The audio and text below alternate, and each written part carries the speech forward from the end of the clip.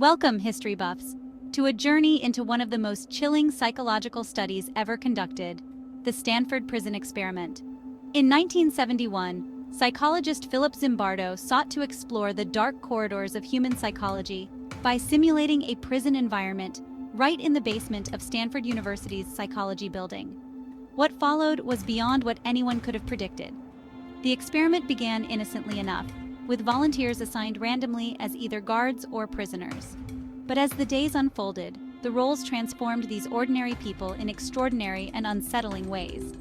The guards, endowed with power, began enforcing draconian rules, their methods becoming increasingly harsh and dehumanizing. On the flip side, the prisoners, stripped of their freedoms, descended into passivity and despair.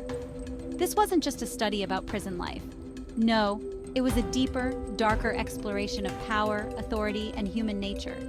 How quickly the guards embraced their roles was startling, their actions growing more aggressive as the days passed. Meanwhile, the prisoners' psychological decline was palpable, marked by severe emotional distress that none had anticipated. The ethical implications were staggering. The experiment was planned for 2 weeks but was abruptly halted after just 6 days. The emotional scars left on those involved led to an outcry in the academic community, reshaping how psychological experiments are conducted to this very day. It was a stark reminder of the responsibilities researchers hold and the impact that their studies can have on real human lives. The legacy of the Stanford Prison Experiment is both profound and controversial. It has fueled debates and discussions on the nature of authority and power, influencing not just the realm of psychology, but how we understand human behavior itself. The lessons learned continue to echo, reminding us of the complex interplay between situation and personality, between power and ethics.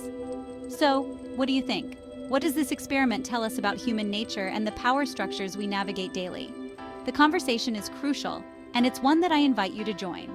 Let's dive deep into the psychology of power and authority, and perhaps uncover more about ourselves in the process. Thanks for watching, and don't forget to ponder the mysteries of the human mind.